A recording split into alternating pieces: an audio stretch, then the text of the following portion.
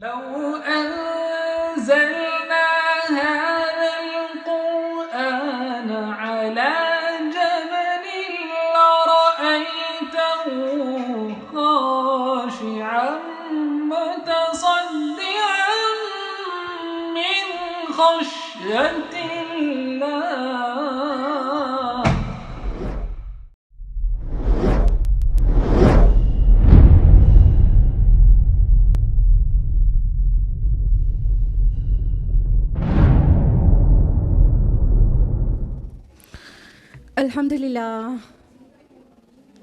अल्हम्दुलिल्लाहि वहदा वस्सलातु वस्सलामु अला मन ला नबिय्य बअदा वअऊज़ु बिल्लाहि मिनश शैतानिर रजीम बिस्मिल्लाहिर रहमानिर रहीम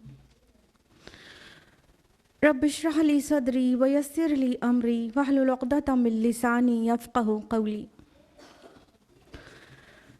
मेरे अज़ीज़ सामियात, दर्स कुरान मजीद में आप सभी का तहे दिल से खैर मक़दम है। अस्सलामु अलैकुम व रहमतुल्लाहि व बरकातुहू।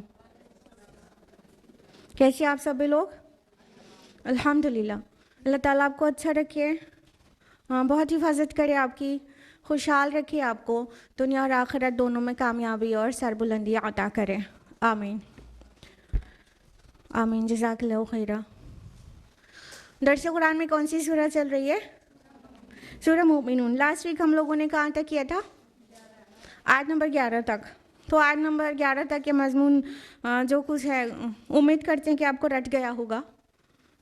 बहुत इम्पॉर्टेंट आयत, बहुत अहम मौजू जो कि हमें जानना और प्रैक्टिस करना चाहिए वो है। तो हम एक हफ़्ते नहीं, पूरे 2 वीक्स का आयत नंबर 1 to 11 पूरा रिवाइज़ करा देते हैं बहुत मुख्तसर में। तो जिसकी प्रैक्टिस में जहाँ पर कमी हो वो सभी गौर करेंगे अपने कि हम ये सब कुछ कर रहे हैं कि नहीं, क्योंकि कामयाब होने वालों में तो हम सभी होना चाहते हैं। तो सूरह मोमिनून के आयत नंबर 1 to 11 में अल्लाह ताला ने जो लोग आखिरत में कामयाब हो जाएंगे उनकी कुछ सिफ़ात बताई है। तो उसकी रिवर्स इंजीनियरिंग करेंगे तो पता चलेगा कि अगर हम लोग ये चीज़ अपना लें अमल में तो इंशाअल्लाह हम भी कामयाब होने वाले हो जाएंगे। तो आयत नंबर औज़ु बिल्लाहि मिनश शैतानिर रजीम बिस्मिल्लाहिर रहमानिर रहीम। आयत नंबर 1 में फरमाया क़द अफ़लहल मुमिनून, मोमिनीन कामयाब हो गए। अब वो क्या क्या करते हैं, क्या किया था उन्होंने जो कामयाब हो गए, तो उसमें देख लीजिए। सबसे पहले आया अल्लज़ीना हुम फ़ी सलातिहिम ख़ाशिऊन, वो अपनी सलाह में, नमाज़ों में खुशू इख्तियार करते हैं। तो सलाह में खुशू सबसे पहली शर्त है कामयाबी की। आयत नंबर 3 में फरमाया वल्लज़ीना हुम अनिल लग़्व मुअरिदून, वो लग़्व से, वेन टॉक से एराज़ करते हैं, वो लग़्व में इंडल्ज नहीं होते हैं, बेमतलब बातों में वक्त ज़ाय नहीं करते हैं, अपने हर मिनट हर सेकंड को बहुत कॉन्शियसली यूटिलाइज़ करते हैं आखिरत की तरफ कामयाबी के लिए, ना कि बिना वजह वाली चीज़ों में। आयत नंबर 4 में फरमाया वल्लज़ीना हुम लिज़्ज़काति फ़ाइलून, वो ज़कात के तरीक़े पर आमिल हैं। तफ़सीलात आपको बताई जा चुकी है 2 हफ़्तों में कि ये ज़कात से यहाँ मुराद बेसिकली तज़किया नफ्स है, ज़कात नफ्स है, यानी अपने नफ्स को प्योरीफाई करते हैं और अपने नफ्स के साथ साथ फिर वो माशरे को भी प्योरीफाई करने की कोशिश करते हैं। आयत नंबर 5 में वल्लज़ीना हुम लिफ़ुरूजिहिम हाफ़िज़ून। आयत नंबर 5, 6, 7 में पूरा हया और फ़ुरूज का जायज़ इस्तेमाल के मुतालिक डिस्कशन है। आयत नंबर 6 इल्ला अला अज़वाजिहिम औ मा मलकत अयमानुहुम फ़इन्नहुम गैरु मलूमीन।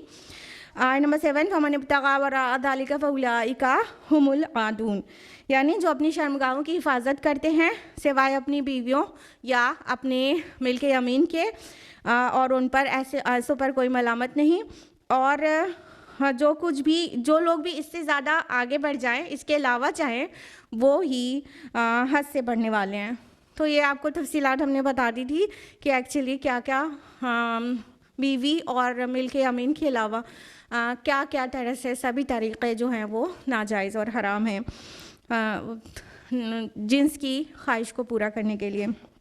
आयत नंबर 8 में फरमाया वल्लज़ीना हुम लिअमानातिहिम वअहदिहिम राऊन, जो अपनी अमानतों और अपने वादों की हिफाजत करने वाले हैं, उनकी पासबानी करते हैं, यानी जो वादा करते हैं निभाते हैं, जो अमानत उनके पास है अल्लाह की तरफ से और इंसानों की तरफ से या अक़वाम की तरफ से, उन सब की हिफाजत करते हैं और वो उसे होश में रहते हैं, आगाह रहते हैं, लापरवाही में नहीं डाल देते, किसी से वादा करके भूल नहीं जाते हैं। आयत नंबर 9 में वल्लज़ीना हुम अला सलावातिहिम युहाफ़िज़ून, जो अपनी नमाज़ों की हिफाजत करते हैं। आयत नंबर 2 में भी था कि वल्लज़ीना हुम फ़ी सलातिहिम ख़ाशिऊन, सलाह में खुशू करते। आयत नंबर 2 में था। फिर सबसे आखिर में जो सिफत बयान की गई वो it is related to something quantity of सलाह, कितनी नमाज़ें पढ़ते हैं और कितना औकात पे उसको पढ़ते हैं वगैरह वगैरह। बहुत सारी तफसीलात हमको लास्ट टाइम दी थी, जिनका मिस हुआ हो वो यूट्यूब पर अपलोड हो चुका है, वो देख सकते हैं। तो ये वो अपनी नमाज़ों की हिफाजत करते हैं। उसके बाद कहा उलाइका हुमुल वारिसून, यही लोग हैं वारिस, किसके? अल्लज़ीना यरिसूनल फ़िरदौस हुम फ़ीहा ख़ालिदून, फिरदौस के वारिस होंगे ये, और इनहेरिटर्स ऑफ पैराडाइज। फिरदौस की तफसीलात बताई थी और हमेशा उसमें रहेंगे। तो हमें ये सिफ़ात अपने अंदर जज्ब करनी चाहिए ताकि हम भी फिरदौस के वारिसीन में से हो जाएं। अल्लाहुम्मा रब्बना अजअलना मिनहुम, आमीन या रब्बल आलमीन। तो लास्ट वीक हम लोगों ने यहाँ तक किया था, तो अब बहुत जल्दी बगैर फर्दर डिले के नंबर 12 ऑनवर्ड्स तफसील से जानेंगे। औज़ु बिल्लाहि मिनश शैतानिर रजीम, बिस्मिल्लाहिर रहमानिर रहीम। वलक़द ख़लक़नल इंसाना मिन सुलालतिम मिन तीन, हमने पैदा किया इंसान को मिट्टी के खुलासे से। देखिए आयत नंबर 1 से 11 में इंसान की कामयाबी के कोड्स हैं। आयत नंबर 12 में बता दिया गया कि ये जो कामयाब इंसान है, ये सारे के सारे इंसान कैसे पैदा हुए हैं और किन किन मराहिल से गुजरे हैं। तो अब तख्लीक के तमाम मराहिल बयान किए जा रहे हैं कि किस तरह, जिस तरह आप देखते कीचड़ में कमल निकल आता है, उस तरह किस नापाकी से इंसान पैदा हुआ, कितनी हकीर चीज़ से पैदा हुआ, मिट्टी के खुलासे से, और वो मुख्तलिफ़ तख्लीकी मराहिल से गुज़रता हुआ वो कामयाब होने वालों में किस तरह हो जाता है। तो फरमाया कि इंसान को मिट्टी के खुलासे से पैदा किया। मिट्टी का खुलासा किसको कह रहा है? 3 मीन्स मिट्टी होती है और सुलाला लफ्ज़ आया है। सुलाला खुलासे के जो हम खुलासा वर्ड इस्तेमाल कर रहे हैं वो सल्ला यसुल्लु से है। सल्ला यसुल्ला का माना होता है न्याम से तलवार को बाहर निकालना, और वो तलवार जो न्याम से बाहर आ जाती है वो मसलूल कहलाती है। तो सल्ला यसुल्लु का एक्चुअली माना होता है किसी चीज़ का अर्क, किसी चीज़ का जुज़ एक्सट्रैक्ट, कशीद करना। तो सुलालत मिन तीन कहा गया कि मिट्टी के एक्सट्रैक्ट से, मिट्टी के जुज़ से, क्या कहना चाहिए, जौहर से, उसके मग़ज़ से इंसान को पैदा किया है अल्लाह ताला ने। इसका एक मतलब तो ये हुआ कि जो हमारे जद अमजद हैं, जो हमारे सबसे पहले फोरमोस्ट फादर हैं आदम अलैहिस्सलाम हैं, उनको अल्लाह ताला ने मिट्टी से पैदा फरमाया था। 3 भी लफ्ज़ इस्तेमाल हुआ है उसके लिए, मिट्टी के लिए, और 3 लाजिब और हमारी मसनून, ये सभी अल्फाज आए हैं। तो अल्लाह ताला ने गारे से, मिट्टी से आदम अलैहिस्सलाम की तख्लीक की थी। तो नस्ल जो चली आदम अलैहिस्सलाम की, वो सारी की सारी यही तो माना जाएगा कि वो सब, उनकी बुनियाद मिट्टी से है। सब के सब मिट्टी के उसका जो जौहर है, जो एक्सट्रैक्ट है, उससे पैदा शुदा है। दूसरी बात ये भी कह सकते हैं, इस तरह भी इसको समझ सकते हैं कि मिट्टी से पैदा होने का मतलब क्या है। ये जो हमारी बॉडी है, बनी है जो, वो किस चीज़ के, हमारी खुराक से वो बिल्डअप होती है। और हमारी खुराक कहाँ से आती है? मिट्टी से। अगर कोई कहे हम तो गोश्त खा कर आए हैं घर से आज लंच में, हाँ, बकरी तो मिट्टी तो नहीं थी बकरी, तो उसका चारा कहाँ से आया है? वो भी मिट्टी से। यानी थोड़ा इनडायरेक्ट में आपने लिया है खुराक, लेकिन सबकी खुराक जो है, जो सबका नरिशमेंट है बॉडी का, वो मिट्टी से ही आता है। तो इंसान के जिस्म में, मर्द और औरत के जिस्म में जो स्पर्मेटोजोन और ओवम का फॉर्मेशन होता है, वो कहाँ से हो रहा है? बॉडी बिल्ड हो रही है उसी मिट्टी से, और उसी से उसका स्पर्म्स और ओवम का फॉर्मेशन हो रहा है। तो इस तरह इंसान मिट्टी से पैदा किया गया है। तख्लीकी मरहले में सबसे पहले मिट्टी का जिक्र किया गया। इंसान याद कर ले कि हमारे असल क्या हैं। फिर वो बड़ा होने के बाद अकड़ता है, तकब्बुर करता है, बड़ी अनाज आती है उसके अंदर। पैदा किससे हुआ? मिट्टी से। हकीर हकीर मिट्टी से पैदा हुआ है। इंसान अपनी तख्लीक को भी याद रखे ना तो वो तकब्बुर नहीं करेगा। तो अल्लाह ताला ने इंसान को एक्चुअली मिट्टी के जौहर से पैदा किया है। आयत नंबर 13 में फरमाया सुम्मा जअलनाहु नुतफतन फी क़रारिम मकीन। फिर हमने उस बूंद की शक्ल में उसको एक बूंद की शक्ल में एक महफूज ठिकाने में रखा। यहाँ पर मदर्स वूम को क़रारिम मकीन कहा गया है, यानी वो जो नुतफ़ा है वो जो मर्द के बॉडी में पैदा हुआ था, फिर वो औरत के जिस्म में पहुंचता है और कहाँ पर करार पाता है? यूट्रस में। तो यूट्रस को क़रारुम मकीन कहा गया है क्योंकि यूट्रस बहुत स्ट्रांग होता है। जब बेबी यूट्रस में परवरिश पा रहा होता है तो बहुत प्रोटेक्टेड होता है। और ये बात अब बिल्कुल वाज़ेह हो चुकी है। By weight the uterus is the strongest muscle in the body. Uterus, yes, jaw muscles कहा जाता था ना, वो पुरानी बात हो गई। रिसेंट साइंसेस बताती हैं कि सबसे स्ट्रॉन्ग मसल्स यूट्रस की होती है। और आप देखिए कि अभी तो 2-3 पे ही बस करते हैं लोग यूट्रस के इस्तेमाल को, वरना पहले 8-8, 10-10, 12-12, 18-18 बच्चों की माँ को देखा है मैंने। 18, एक मदर्स वूम से 18। हाँ, तो कितना मजबूत होता है वो ऑर्गन, सोचिए। कुछ दिन के बाद फिर उसके अंदर एक नया घर बनता है, एक नया बेबी वहाँ पर बनता है। तो इतना मजबूत होता है और बहुत प्रोटेक्टेड होता है। उसका जो प्लेसेंटा होता है ना, वो तो बहुत ही ज़्यादा स्ट्रांग होता है और बहुत सेंसिटिव होता है। क्या चीज़ को अंदर जाने देना है, क्या चीज़ को अंदर नहीं जाने देना है, जो ट्यूब होती है मदर से जुड़ी हुई। तो जो प्लेसेंटा भी बहुत स्ट्रांग होता है और पूरा यूट्रस बहुत स्ट्रांग होता है। उसकी muscles strongest muscles of the body होती हैं। तो अल्लाह ताला ने फरमाया कि कहाँ से पैदा किया था? मिट्टी से।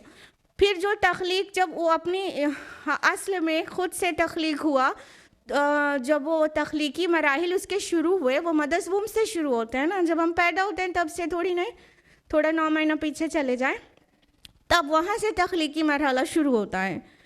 तो वो मदर्स वूम में बहुत ज़्यादा प्रोटेक्टेड था, क़रारे मकीन में था, वेल प्रोटेक्टेड प्लेस में था। तो अल्लाह ताला ने उसको इतना प्रोटेक्टेड बनाया। तो उसकी मसल्स यूट्रस की ना सिर्फ इतनी स्ट्रांग होती है बल्कि उसके ऊपर एब्डोमिनल वॉल भी होती है इतनी थिक, तो मज़ीद प्रोटेक्टेड रहता है। बहुत मुश्किल से बहुत बड़ा हर्ट होता है तब जाके हमल साक़ित होता है। ऐसे नॉर्मल चोट और झटके से हमल साक़ित नहीं होता, बहुत प्रोटेक्टेड होता है यूट्रस। तो अल्लाह ताला ने फरमाया कि फिर कहाँ उसको महफूज किया? मदर्स वूम में। फिर आयत नंबर 14, ये एम्ब्रियोलॉजी के मुतालिक जो आयत है कुरान में, बहुत सारी और भी हैं, लेकिन ये क्लाइमेक्स है। बहुत तफसील से तख्लीकी मरहले बयान किए गए हैं, ज़रा सुनते जाइएगा और आज तो आप देखेंगे भी, देखते जाइएगा, फिर आप सोचिएगा कि हमारा रब कितना बड़ा कारीगर है और किस तरह से बनाया। सुनिए आयत नंबर 14, सुम्मा खलक़ना नुत्फ़त अलक़ा। फिर हमने उस नुत्फ़े को अलक़ा की शक्ल दी। फ़ख़लक़ना अलक़त मुदग़ा। फिर अलक़ा को हमने गोश्त का लोथड़ा बनाया, यानी मुदग़ा बनाया। फ़ख़लक़ना मुदग़त इज़ामा। फिर हमने गोश्त के उस लोथड़े के अंदर हड्डियाँ पैदा की। फ़कसवना इज़ाम लहमा। फिर उस गोश्त के फिर हड्डियों के ऊपर गोश्त का कवर चढ़ाया। सुम्मा अंशअनाहु ख़ल्क़न आख़र। फिर हमने उसे एक और ही तख्लीक में उठा दिया। फ़तबारकल्लाहु अहसनुल खालिकीन, बस बड़ा बाबरकत है अल्लाह तमाम तख्लीक करने वालों से बेहतरीन तख्लीक करने वाला। चलिए अब इसको एक एक फ़िक्रे को तफसील से जानते हैं। अल्लाह ताला ने फरमाया सुम्मा खलक़ना नुतफ़ता अलक़ा, नुतफ़ा मतलब drop of sperm, drop of sperm mother's womb में गया वेजाइना से होता हुआ, तो फिर वो उसके बाद जो शक्ल बनी उसको अलक़ा स्टेज कहते हैं। इसको जब कुरान के ट्रांसलेशन में लिखा जाता है तो ब्लड क्लॉट लिख दिया जाता है इंग्लिश में, उर्दू में खून का लोथड़ा, खून का लोथड़ा लिख दिया जाता है। जबकि लफ्ज़ अलक़ा आइन लाम क़ाफ ह, इस रूट का खून से कोई ताल्लुक़ ही नहीं है। आपके उर्दू में कई अल्फाज मुस्तअमल हैं इस रूट के, देखिए मुअल्लक़, मुताल्लिक़ और ताल्लुक़, इलाक़ा, ये सारी चीज़ें क्या हैं, किसी चीज़ का दूसरी चीज़ से अटैचमेंट बता रही हैं। तो अलक़ा मीन्स होता है something which is actually hanging with another wall और समथिंग, जो लटकी हुई चीज़ हो किसी चीज़ से, उसको अलग कहते हैं, अलक़ा।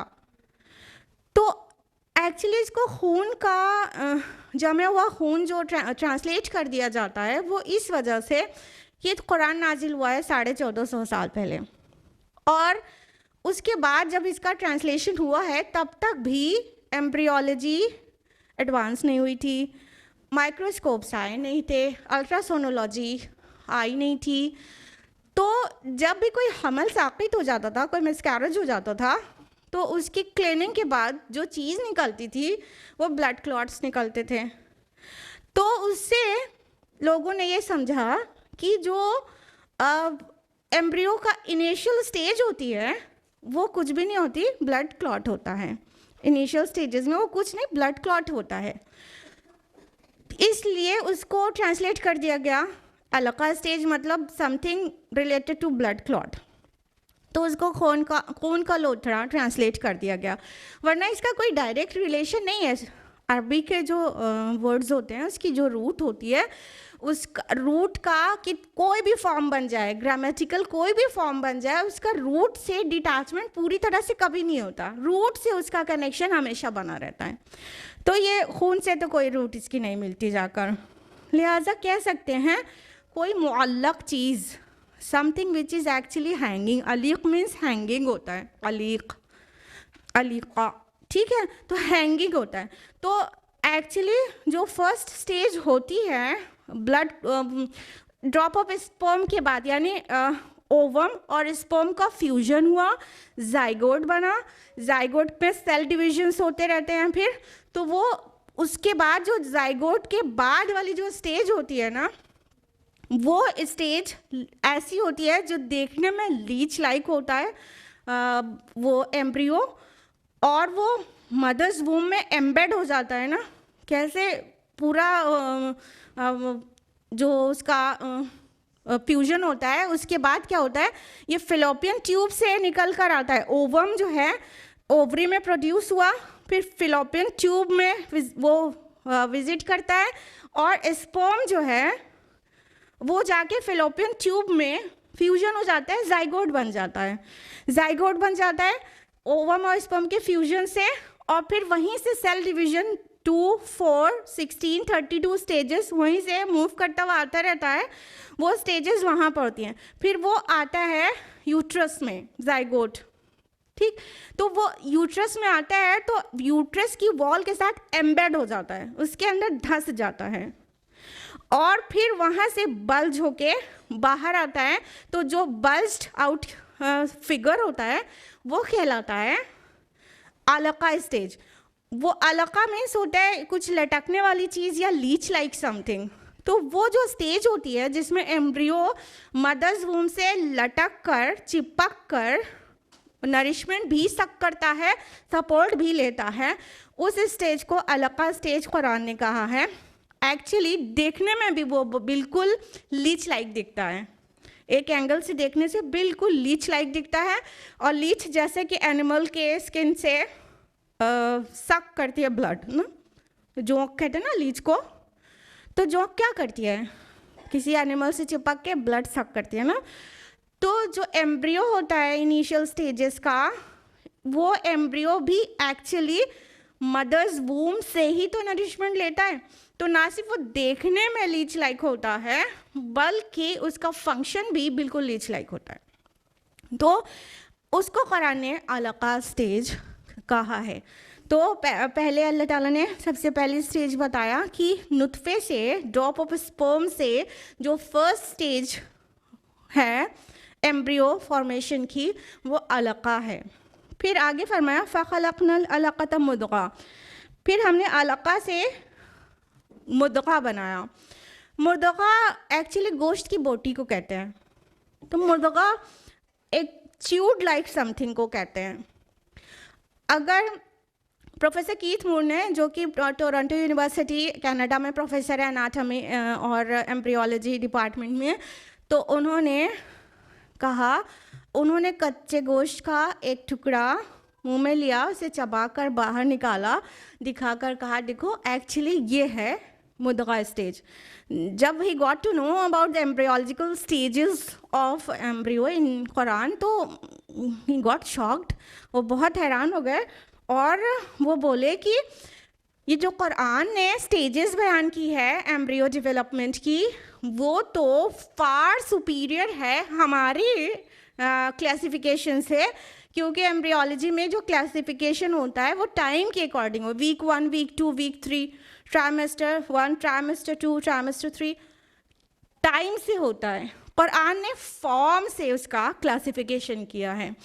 तो प्रोफेसर कीथ मूर, जो इस फील्ड के सबसे बड़े एक्सपर्ट कह सकते हैं दुनिया के, वो कहते हैं कि हमने जो डिस्क्राइब किया है, हमने जो यानी एम्ब्रियोलॉजी ब्रांच ऑफ साइंस ने जो क्लासिफिकेशन दिया है, वो उससे फार सुपीरियर क्लासिफिकेशन वो है जो कुरान ने दिया है, फॉर्म वाइज क्लासिफिकेशन दिया गया है ये वाली आयत में खुसूसन। तो उन्होंने मुद्ग़ा स्टेज दिखाने के लिए गोश्त की बोटी को चबाया और निकाल कर दिखाया, बोला देखो ये है मुद्ग़ा स्टेज। तो एम्ब्रियोज के बाद एक्चुअली मुद्ग़ा स्टेज में जब पहुंचता है अलका से, तो वो एक गोश्त की चबाई हुई बोटी जैसी दिखती है, बिल्कुल वैसे दिखता है।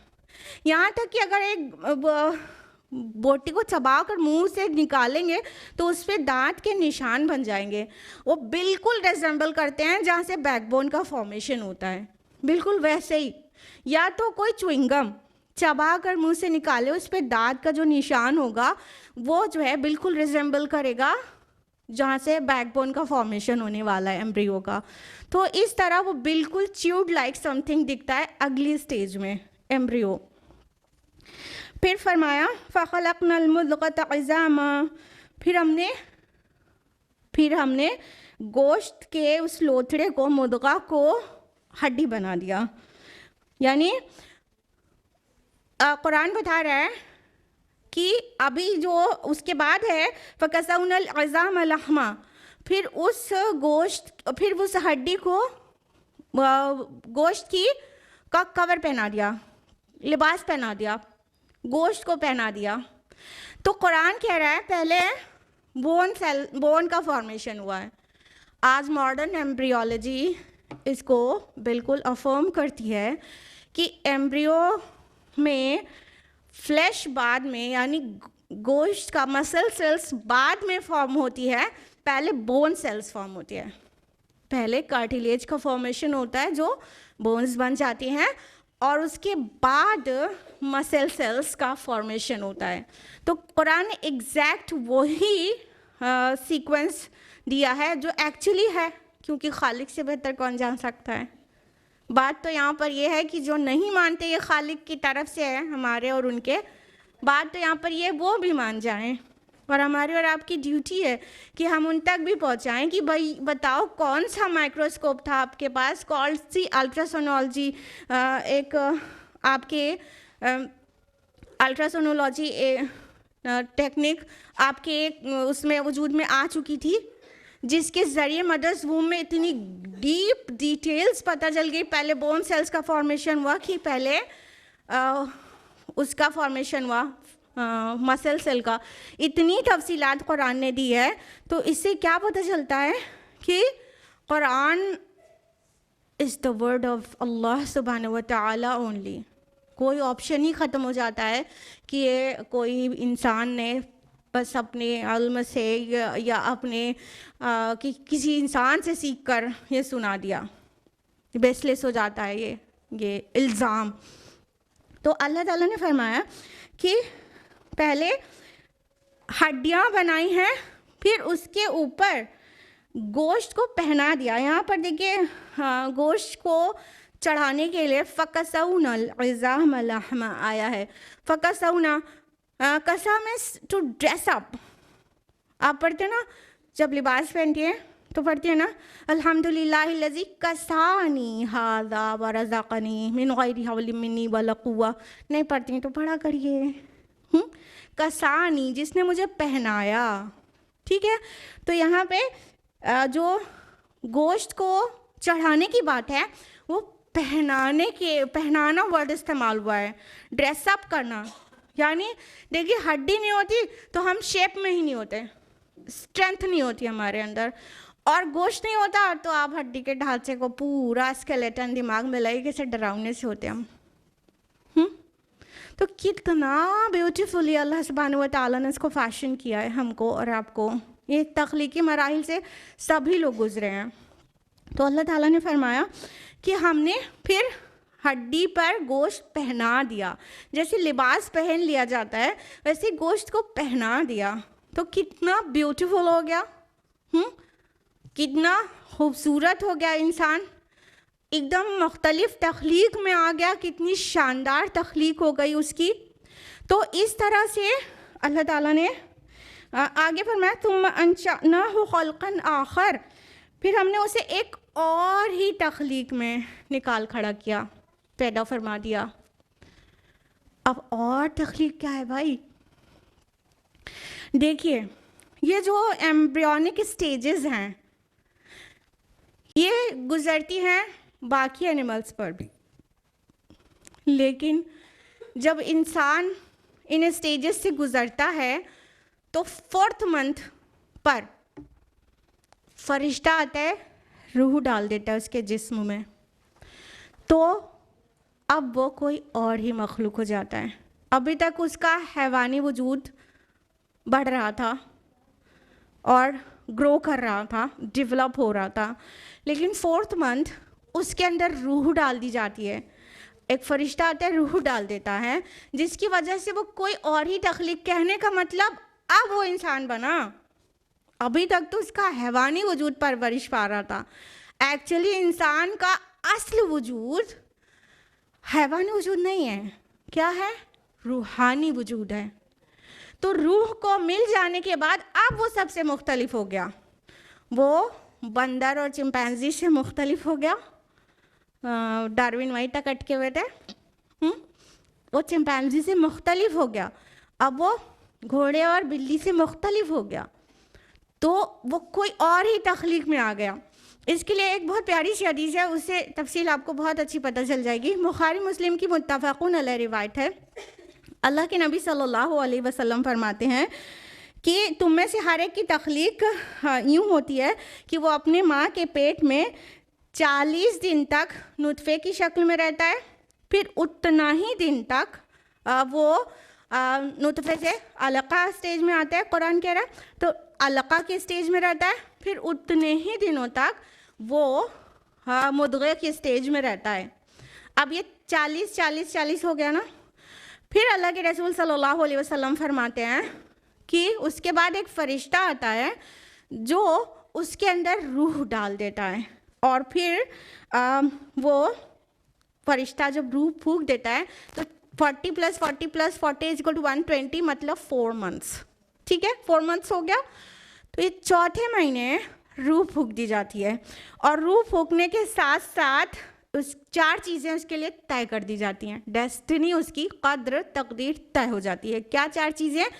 रिस्क, उम्र, अमल, और वो शक़ी होगा कि सईद, नेक होगा कि बद।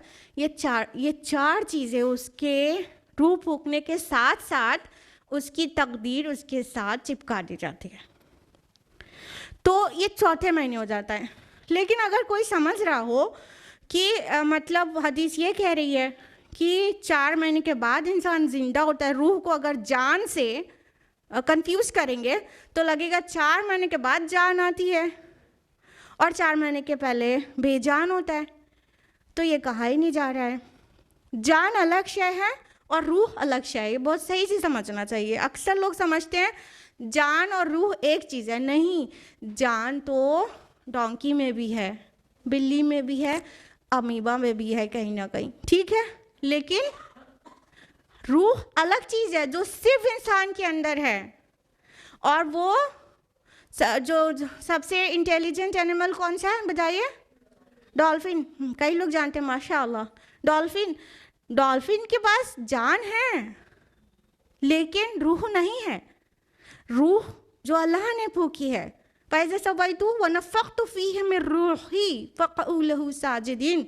जब मैं इसे पूरा बना चुकूँ, इसके नाक पलक संवार दूँ, इसे फाइनल टचेस दे दूँ तो और अपनी रूह में से फूंक दूँ तो तुम सब सजदे में गिर जाना। ये कहा था अल्लाह ताला ने फरिश्तों से। तो रूह के फूकने के बाद इंसान एक्चुअली इंसान बनता है। जब तक आदम अलैहिस्सलाम का मिट्टी का पुतला बनाया गया तो उसमें रूह नहीं फूकी गई थी, तो वो एक हैवानी वजूद था, इंसान नहीं था। जब रूह फूक दी गई तो पूरा इंसान वजूद में आया है। तो ये कंफ्यूज नहीं होना चाहिए कि उससे पहले बेजान था। नहीं, जान तो उसके अंदर पहले दिन से थी। जो स्पर्म है, जो ओवम है, वो भी लिविंग है और उनका फ्यूजन हुआ, जाइगोट भी लिविंग स्टेज में है, फिर अलका स्टेज में आया, मुदगा स्टेज में आया, फिर इज़ामा लहमा, हड्डी गोश्त सब कुछ किया गया उसके साथ। सब वो सारा उसके अंदर जान थी, लेकिन 4th मंथ तक रूह नहीं थी। जब 4th मंथ हो जाता है तो रूह फूक दी जाती है, तो उसका जो एक्चुअल वजूद है, रूहानी वजूद और जिस्मानी वजूद, वो दोनों मर्ज कर दिया जाता है। अब 4थे महीने के बाद वो एक इंसान है, उसके पहले सिर्फ इंसान का एक हैवानी वजूद था। तो इस तरह से इंसान की मदर्स वूम में तख्लीक होती है। और आगे अल्लाह ताला ने फरमाया फ़तबारकल्लाहु अहसनुल खालिकीन, बस बड़ा बाबरकत है अल्लाह तमाम तख्लीक करने वालों से बेहतरीन तख्लीक करने वाला। अल्लाह ताला फरमाते हैं कि फ़तबारकल्लाहु अहसनुल खालिकीन। सबसे पहले तो ये कहना चाहेंगे, ये जो फ़िक्रा है ना, ये जो एम्ब्रियोनिक स्टेजेस हैं, ये जो तख्लीकी मरहले हैं मदर्स वूम के अंदर, वो सबको जानने के बाद ये दिल के अंदर से जो आवाज़ आएगी ये वो है कि बड़ी बाबरकत है वो ज़ात जो हर बनाने वालों से बेहतर बनाने वाला है। सुभान अल्लाह। जब फ़तबारक का जब आया है तो मुबारक जो वर्ड है कि अल्लाह ताला बहुत बाबरकत है, इसके क्या क्या माना होते हैं मुबारक के? एक तो मुक़द्दस और मुनज़्ज़ा, दूसरा बेइंतहा खैर व भलाई समेटे हुए ज़ात कोई, ठीक है, उसको मुबारक कहते हैं। तो अल्लाह ताला इस बात से मुनज़्ज़ा है, मुबर्रा है कि उसका खुदाई में कोई शरीक हो, इस शान से कोई इंसान की तख्लीक कर दे। सुभान अल्लाह। और अल्लाह सुब्हानहू व तआला मुक़द्दस है उसकी ज़ात, इस बात से इससे बहुत पाक है उसकी ज़ात कि वो एक बार इंसान जैसी उम्दा, आला और अज़ीम मखलूक पैदा फरमा दे और उसके बाद फिर दोबारा पैदा ना कर सके। इससे वो पाक है और उसकी ज़ात बहुत ज़्यादा खैर व भलाई समेटे हुए है कि तुमने बहुत गलत अंदाज़ा किया कि उसके कमालात एक बार इंसान को बना देने के बाद ख़त्म हो गए, अब वो कभी नहीं बना पाएगा, अब दोबारा उसकी तख्लीक नहीं कर सकता, क्योंकि आगे जो आयत आएंगी तो उससे इसका मकसद पता चलेगा कि एम्ब्रियोनिक स्टेजेस क्यों कर बयान की जा रही हैं, ताकि आखिरत पर तुमको ईमान की दावत दी जा सके कि तुम मर जाओगे, दोबारा उठाए जाओगे। इट्स सो ईजी फॉर अल्लाह सुब्हानहू व तआला, जो ज़ात ये सब कर सकती है, एक सिंगल सेल से उसके फिर फ्यूजन से जाइगोट जो बनता है, इतना मल्टी ऑर्गन सिस्टम के साथ, रूह के साथ एक इंसान पैदा फरमा देना, जो ज़ात ये कर सकती है उसके लिए क्या मुश्किल है। अभी वो आगे पता चलेगा मकसद। तो अल्लाह ताला पाक है इस बात से कि वो दोबारा ना पैदा कर सके, वो दोबारा तख्लीक ना कर सके। किसी चीज़ का बनाया जाना पहली बार मुश्किल हो सकता है, दूसरी बार तो और आसान होता है। तो कैसे इंसान इस बात से इनकार करता है कि जो मिट्टी और चूरा चूरा हो जाएगा तो दोबारा उठा के खड़ा किया जाएगा, कैसे इस बात से इनकार करता है। तो अल्लाह ताला ने इंसान को मदर्स वूम में इस शान के साथ पैदा किया है, इस शान के साथ पैदा किया है कि इंसान के लिए अगर उस पर गौर कर ले तो एक तो उसके लिए बहुत आसान हो जाए आखिरत पर ईमान लाना, दूसरा कि अल्लाह की काफ़ी हद तक उसे मारिफत हासिल हो जाए कि वो जो कारीगर ज़ात है, वो जो तख्लीक करने वाली ज़ात है, वो क्या ही खूब है। और सारे इंसान भी मिलकर आप देखो कि कितना पुतला बनाते हैं इंसानों का, एकदम शक्ल वैसे बना लेते हैं, ठीक है मोम का पुतला बनाया हुआ है, सुभान अल्लाह, उसके अंदर जान डाल सकते हैं, रूह डाल सकते हैं, इंसान जैसा फंक्शन कर सकते हैं, वो पूरा सिस्टम, ज़हीन व फ़तीन इंसान। और जब कहा जा रहा है कि और ही मखलूक उसको बनाकर खड़ा कर दिया, तो वो और मखलूक बना सकते हैं, वो खाली पुतला बना सकते हैं। सारी इंसानियत मिलके, तमाम इंसान और जिन मिलकर पुतला ही बना सकते हैं, बस उसके आगे का उनसे बिल्कुल वाजिज़ हैं उसके आगे की तख्लीक करने में। कि अल्लाह ताला ने कितना खूबसूरत, कितना और ही तख्लीक में उसको खड़ा कर दिया। जब एम्ब्रियोनिक स्टेजेस थी उसमें शक्ल उसकी बाज़ टाइम पर ऐसी होती है डरावनी सी, लेकिन बाद में कितना ब्यूटीफुल बेबी रिसीव होता है। तो ये अल्लाह ताला की ज़ात है, अल्लाह ताला की ज़ात है कि वो ऐसे मरहले से गुजार के कोई और ही मखलूक बना देता है। मतलब जब और मखलूक, एक तो ये कि उसके अंदर रूह डाल दी तो ऑल टुगेदर डिफरेंट हो गया, दूसरी बात ये कि वो कैसा डरावना और कैसा मतलब एक अनप्लेजेंट टाइप उसका फॉर्म था, उससे कितना ब्यूटीफुल बेबी बन गया।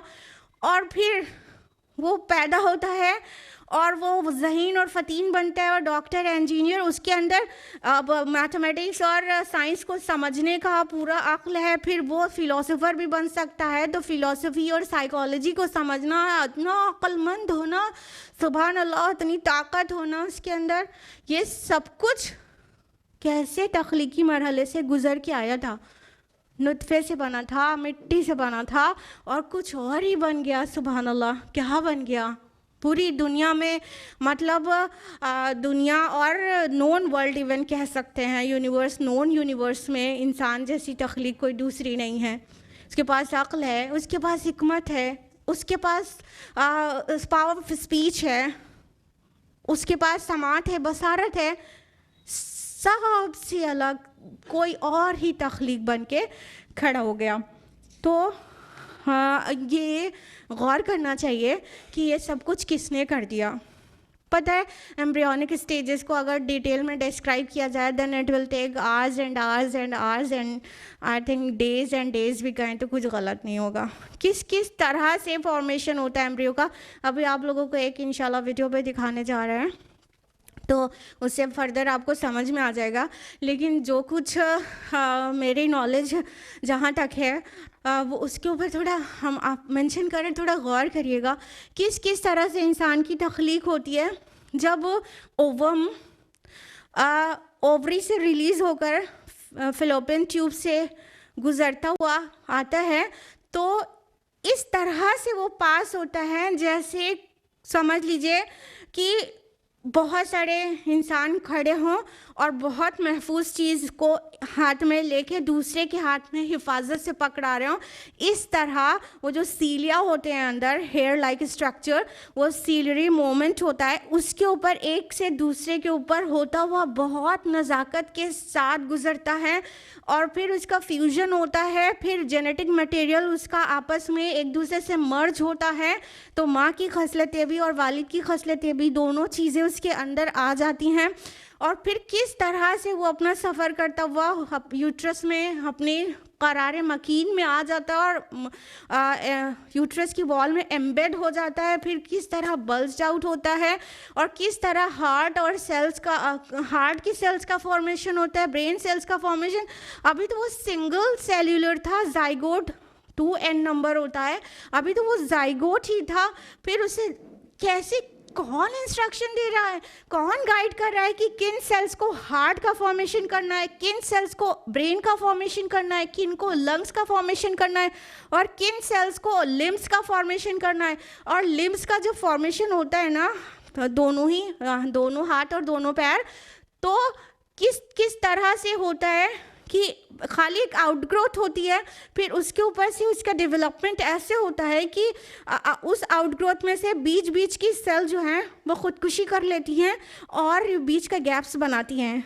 कौन उन्हें गाइड कर रहा है कि जो सेल्स हैं, जब बीच की सेल्स डेड हो जाएंगी तो यहाँ पे एक गैप आएगा और बाकी की जो सेल्स हैं उनको खा के नरिशमेंट लेती हैं और उनकी सफाई भी हो जाती है। इस तरह से उंगलियों के गैप्स बन जाते हैं। किस तरह से अल्लाह ताला एक एक चीज़ रच के बना देता है और बहुत महफूज ठिकाने में रखता है और नरिशमेंट उसका पाइप के ज़रिए उस तक पहुंच रहा होता है। वो अपनी माँ के ब्लड से बाकी नरिशमेंट ले रहा होता है और एमनियोटिक फ्लूइड में वो तैरता रहता है। आप किसी मछली को पानी से निकालेंगे तो मर जाएगी, हाँ, और बेकरार रहेगी ना, तड़पेगी ना पानी में जाने के लिए। लेकिन अल्लाह ताला की कुदरत देखो, इंसान को जब अल्लाह पैदा फरमा रहे होते हैं तो वो पानी में रहता है, एमनियोटिक फ्लूइड में वो तैरता रहता है और जब बाहर आता है तो बिना पानी के बहुत आराम से उसके लंग्स फ़ौरन फंक्शन करने लगते हैं और सांस लेने लगता है खुली हवा में। सुभान अल्लाह, किस तरह से तख्लीक के जो मराहिल हैं, अल्लाह की कसम, उसको तफसील से अगर पढ़ लिया जाए, गौर कर लिया जाए तो अल्लाह ताला से ऐसा जुड़ा होता है, ऐसी मारिफत नसीब होती है कि बस सुभान अल्लाह अल्हम्दुलिल्लाह कहते जैसे ज़ुबान ही नहीं थकती। तो आपको एक वीडियो के ज़रिए भी हम उसको दिखाना चाहेंगे।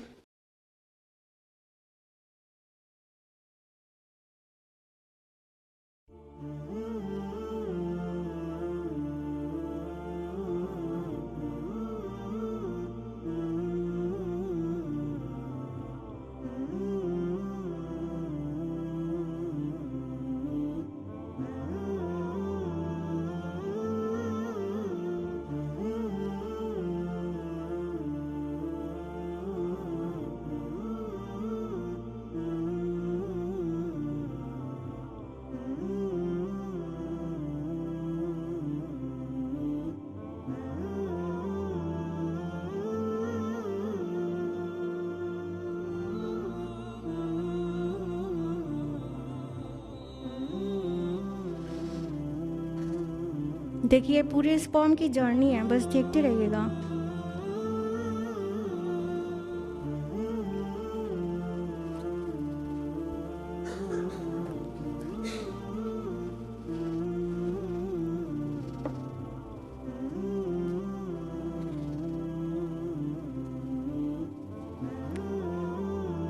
एक बार में मिलियंस ऑफ स्पर्म्स रिलीज होते हैं, मिलियंस ऑफ स्पर्म्स।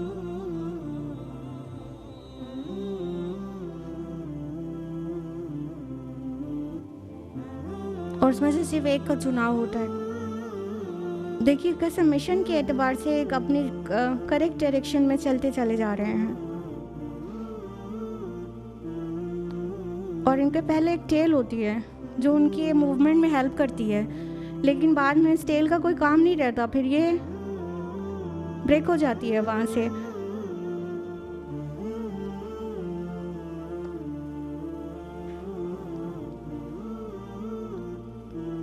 ये सीलिया देख रहे हैं, सीलिया मूवमेंट में हेल्प कर रहे हैं। सीलिया उसको कहते हैं जो हेयर लाइक आपको स्ट्रक्चर्स दिख रहे हैं।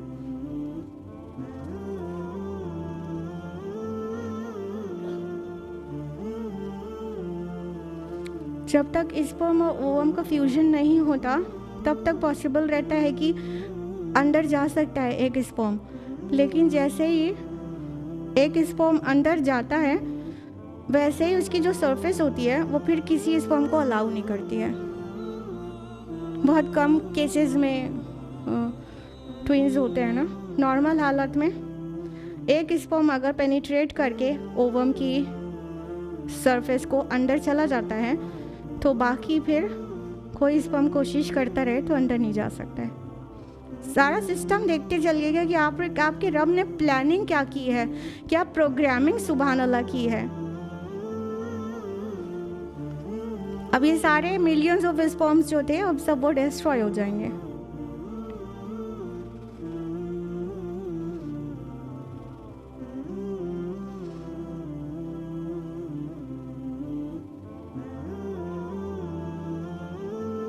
अब ये जेनेटिक मटेरियल वहाँ से निकलकर ओवम के जेनेटिक मटेरियल के साथ फ्यूज कर जाएगा।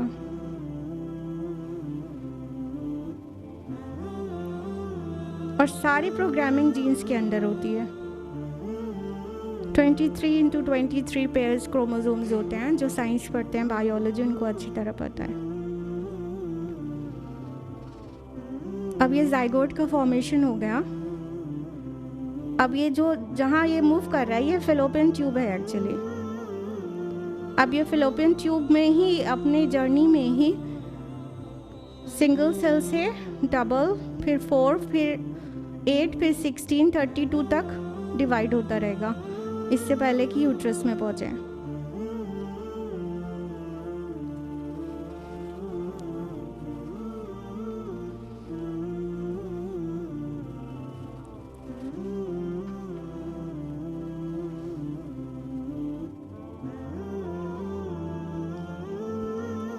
अब ये यूटेराइन वॉल में एम्बेड हो गया।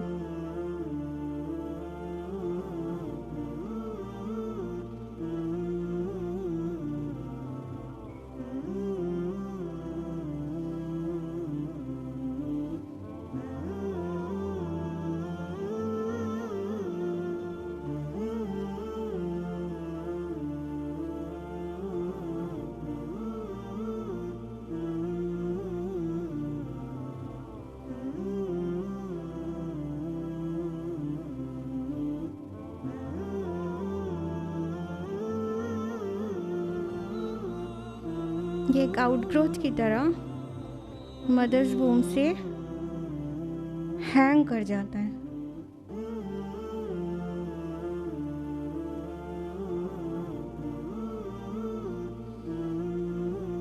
ये अलका स्टेज है।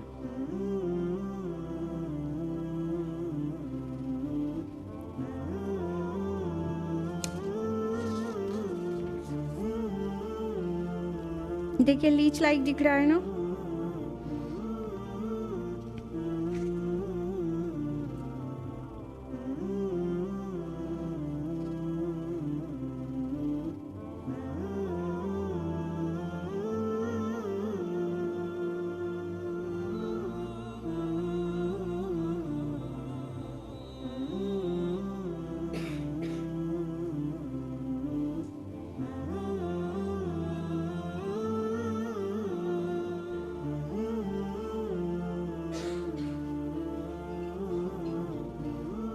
दिल की गहराई से सुभान अल्लाह व बिहम्दिही निकलना चाहिए। और हमें से कोई भी ऐसा नहीं है जो इन मराइल से गुजरे बगैर यहाँ पे आके कुर्सी पर बैठ गया। हम सब इन स्टेजेस से बिल्कुल गुजरे हैं, तब निकले हैं माँ के पेट से।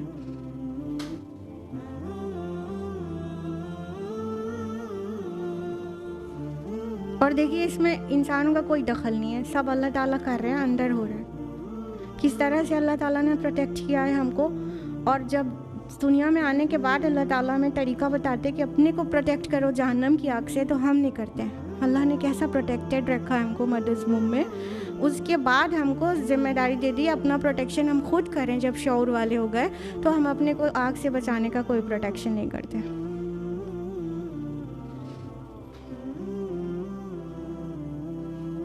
देखिए लिम्स का फॉर्मेशन कैसे होता है।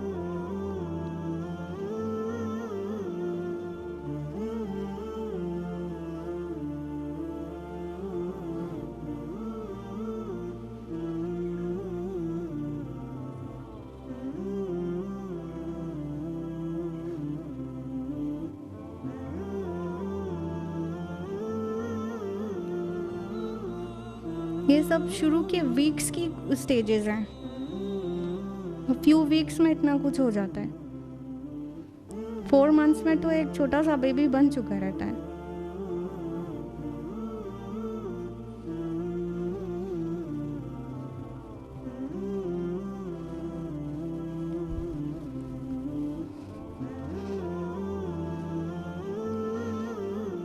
किसने सिखाया इन सेल्स को कि आँख बनाना है, कि हाथ बनाना है, कि कान बनाना है, फिर उसकी नाक पलक संवारना है, फिर बाद में हेयर की ग्रोथ होना है? किसने सिखाया? किसने प्रोग्रामिंग किया है? क्या उस प्रोग्रामर के आगे हमें 5 बार सजदा करना मुश्किल है?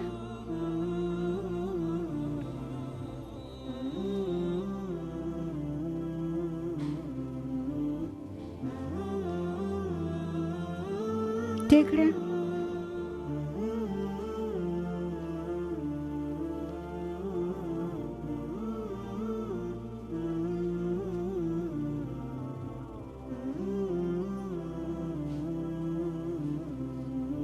फिर पलकें बन जाती हैं।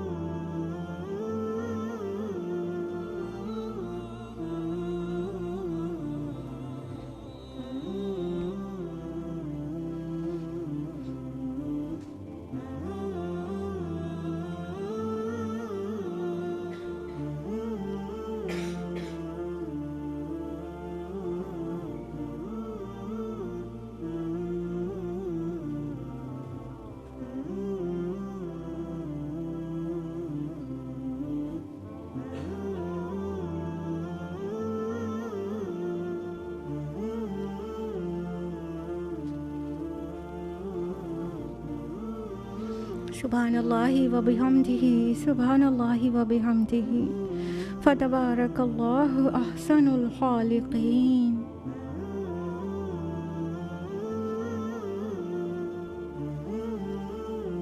ठीक है, अब उसकी सारी नर्व सेल्स का फॉर्मेशन हो गया, अब उसे फील होना शुरू हो जाता है। फिर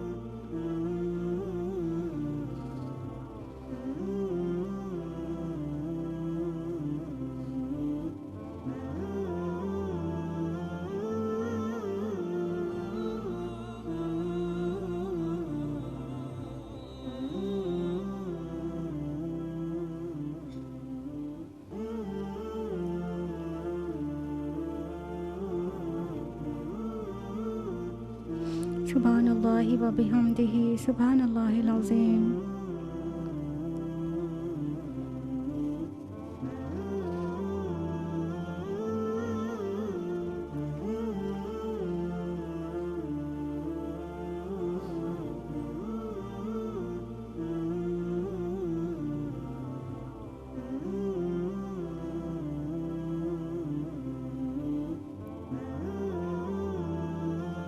जब वेन्स का फॉर्मेशन होता है तो इतनी पतली नालियाँ जिसमें खून की दौरान होनी है वो इतना मल्टीप्लाइड होती है, इतना ज़्यादा डाइवर्सिफाइड होती हैं कि उसको स्ट्रेच आउट कर दिया जाए तो पूरे ग्लोब पर, जी हाँ, पूरी अर्थ पर एक चक्कर लगा लें, और उसके बाद बल्कि 1.5 चक्कर लगा लें। जो अर्थ का सर्कमफेरेंस है उसका 1.5 चक्कर लगा लें। इतनी ब्लड की जो वेन्स होती हैं तो सारी पतली और मोटी सब मिला कर स्ट्रेच कर दिया जाए तो फिर इतनी लंबी होती है। अब किस शान से इसका फॉर्मेशन होता है? कुछ पे करते हैं अल्लाह ताला को अपने लिए बेबी बनवाने के लिए? 5 वक्त नमाज़ें पढ़ना मुहाल रहता है, सर्दी में ब्लैंकेट के अंदर हो जाते हैं, फजर सलात छूट जाती है। किस शान से अल्लाह ताला ने ख़ुद को हमको बनाया और फिर हम लोगों को औलाद देता है अल्लाह ताला।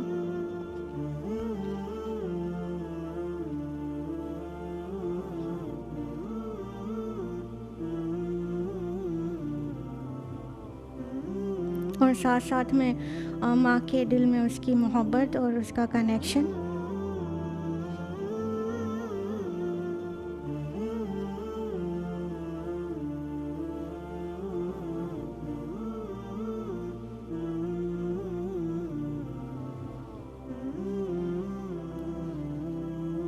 अब उसके जेनेटिक मटेरियल पूरा फॉर्म हो जाता है। अगली जनरेशन की तैयारी भी मदर्स वूम में हो जाती है। ये पूरा उसका कैरेक्टर, उसका कंडक्ट पूरा डिफाइन किया जा रहा है। ये क्रोमोसोम्स की शक्ल में जीन की कोडिंग हो रही है। जेनेटिक कोडिंग से अब वो क्या करेगा, कैसा रहेगा, वो सब पूरा डिफाइन कर दिया जाता है। और साथ ही वही जीन्स अगले जनरेशन में ट्रांसमिट होते हैं।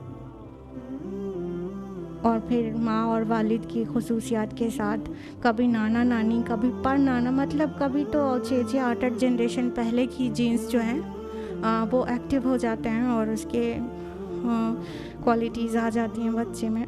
2-4-6 जनरेशन पहले वाली चीज़, ये डीएनए का फॉर्मेशन हो गया।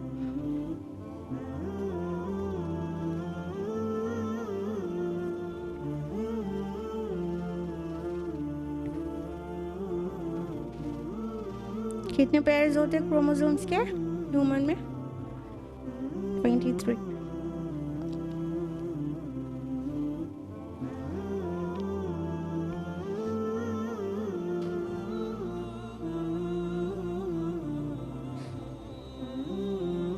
सारा खेल एक्चुअली वो जेनेटिक कोडिंग में ही है। पूरा इंसान का नेचर, बिहेवियर पूरा जीन्स में ही है। फिर ये आपको रिसीव होता है और फिर इतना काबिल हो जाता है।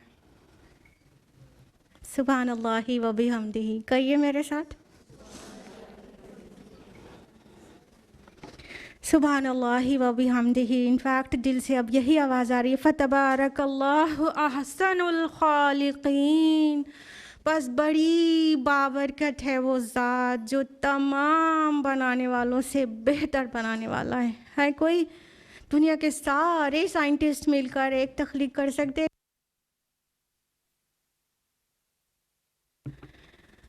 एक मक्खी भी नहीं बना सकते ना।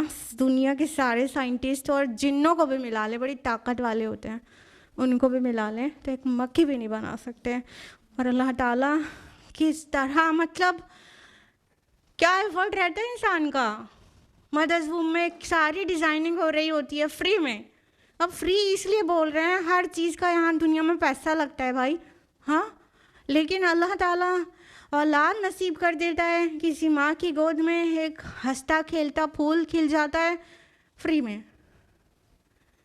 इसीलिए ये पॉइंट नोटेबल है कि अल्लाह ताला हमें इतनी हिफाजत से अंदर पाल रहा होता है, बड़ा कर रहा होता है। और जब वो पूरा तख्लीक उसकी पूरी हो जाती है, अब डरावना नहीं दिख रहा है, तो दुनिया में आता है और फिर अल्लाह ताला चाहते हैं कि अब अपने आप को बचाओ, जो तुम्हें शऊर आ गया है, अब तुम जहन्नम की आग से बचाओ।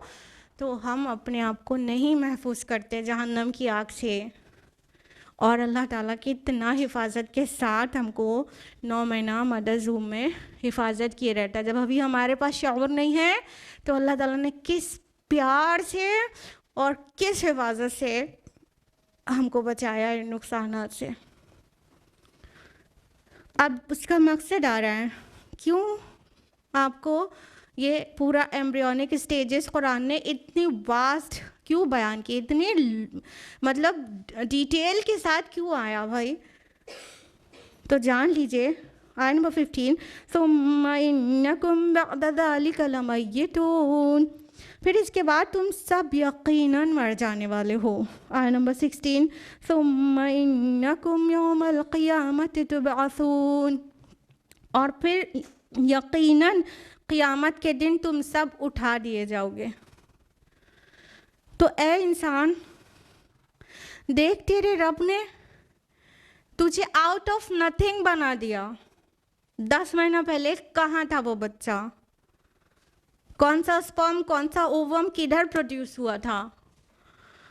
फिर उसके बाद वो स्पर्म ओवम की फ्यूजन से मुख्तलिफ तख्लीकी मराहिल से गुज़रता हुआ एक अक्ल रखने वाला इंसान बन गया। क्या अल्लाह ताला इस बात से आजिज़ है कि ये मिट्टी में मिल जाए तो फिर इसकी दोबारा तख्लीक कर दे? कि कौन सा लॉजिकल बुनियाद पर भी, रैशनल बुनियाद पर भी कौन इसको इनकार कर सकता है कैसे इनकार किया जा सकता है? तो अल्लाह ताला फरमा रहे हैं कि देखो, तुम मान लो कि तुम सब मर जाने वाले हो, इतना तक तो मान लेते हैं क्योंकि शब रोज़ देखते हैं।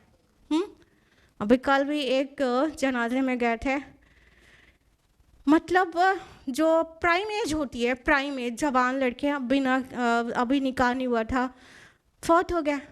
यही सोच रहे थे वहाँ बैठकर कि सबसे बड़ी हकीकत ज़िंदगी की ये है कि मौत आनी है और कुछ भी यकीनी नहीं। निकाह होगा कि नहीं यकीनी है क्या? नहीं। औलाद होगी कि नहीं यकीनी है क्या? नहीं।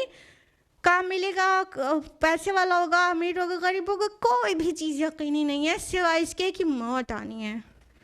मौत एक ऐसा ज़िंदगी का सच है जो सबसे पुख्ता और सबसे यकीनी है। तो अल्लाह ताला यही तो बता रहे हैं, देखो तुम मौत ही थे, तुम अम्वाता फ़अहयाकुम, तुम मुर्दा थे फिर तुम्हें ज़िंदा कर दिया। तो तुम जब नहीं थे, आउट ऑफ नथिंग अल्लाह ताला ने तुम्हें क्रिएट कर दिया, तो उसके लिए क्या मुश्किल है कि तुम क़यामत के दिन उठा दिए जाओगे। उसी खालिक जिसने तुम्हें पहली बार पैदा किया था दोबारा बना देगा, तुम्हारा हिसाब किताब लेगा, तुमको इतने कमाल के, इतने अजीम मराहिल से गुजारते हुए उसने पैदा फरमा दिया और इतना अक्ल जहन वाला बना दिया। तुम्हारे अंदर ज़हानत है, फतानत है और बहुत सारी स्किल्स हैं। क्या ये सब बेमकसद है? क्या बेमकसद तुमको पैदा किया है? जो कुछ बताया और दिखाया गया क्या बेमकसद है? नहीं, तुम बामकसद मखलूक हो। अल्लाह ताला ने तुमको खेलने के लिए नहीं बनाया, बेमकसद नहीं बनाया। अल्लाह ताला कहते हैं अगर हमें खेलना ही होता तो हम अपने पास कोई खिलौना बना लेते, लेकिन रियलिटी ये है दर्द दिल के वास्ते पैदा किया इंसान को। तुम्हारा एक मकसद है, तुम उस दर्द में जियो, तुम्हारा एक मकसद है। तुम्हारी असली कामयाबी जन्नत है। असली मिशन जन्नत में जाने के बाद पता चलेगा, यहाँ पे टेस्ट हो रहा है तुम्हारा।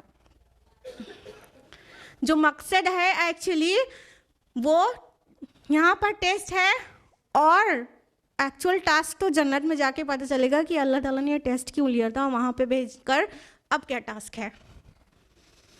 तो मकसद के लिए सीरियस हो जाना और अपनी ही तख्लीक के मराहिल से सबक लेना, कुछ लेसन ले लेना, ये अक्लमंदी की निशानी होगी जो ये बनाया है सर अल्लाह ताला ने सबसे ऊपर।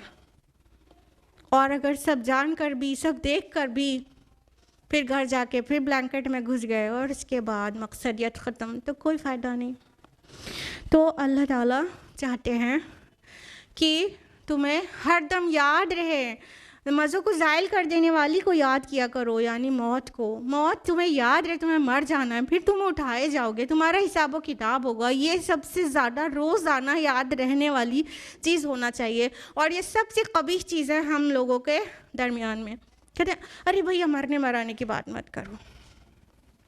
जैसे ही किसी के मुँह से निकला कि मर जाना है या मर ना जाए या जैसे लग रहा है मर जाए, मरने की बात ही मत करो, मुंह पे तो हाथ रख दिया जाएगा प्यार करने वालों की तरफ से, मरने की तो बात ही मत करो, जबकि यही सबसे बड़ी हकीकत है।